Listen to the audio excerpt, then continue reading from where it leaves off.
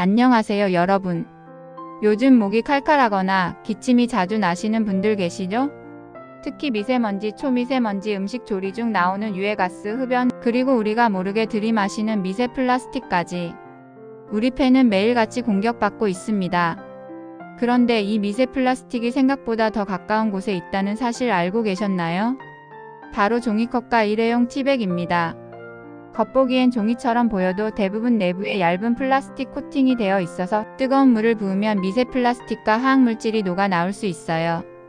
이 입자들은 공기 중으로 날아가 호흡기로 흡입되거나 음료와 함께 우리 몸속으로 들어가 폐에 자극을 줄 수 있습니다. 장기적으로는 폐 세포 손상과 만성염증으로도 이어질 수 있죠.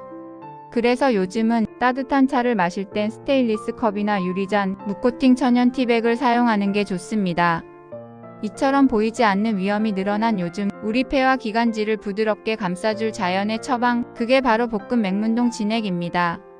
맹문동은 한방에서 폐를 촉촉하게 하고 기침과 가래를 가라앉히는 대표 약재로 오랫동안 쓰여왔습니다.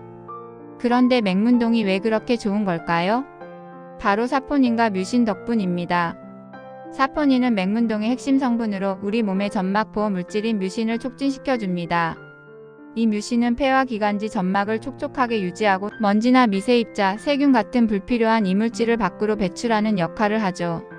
쉽게 말하면 맹문동 속 사포닌이 우리 폐에 보습막을 입히고 청소 기능을 도와주는 역할을 한다는 뜻입니다.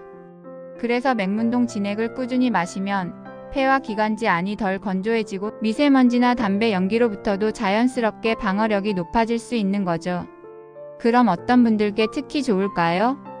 마른 기침이나 장기침이 자주 나는 분, 수면 중 입이 자주 마르는 분, 요리하면서 자주 연기를 마시는 분, 흡연자 또는 간접흡연 노출이 잦은 분, 도심 속 미세먼지에 노출되어 있는 분, 종이컵 티백 등 생활 속 미세 플라스틱 노출이 많은 분, 이런 분들께 볶음 맹문동 진액 정말 좋은 선택이 될 수 있습니다.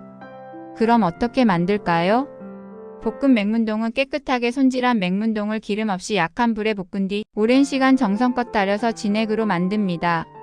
이 과정에서 사포닌과 뮤신 유도 성분이 잘 우러나와 몸에 부담 없이 흡수되고 기관지를 부드럽게 보호해줍니다.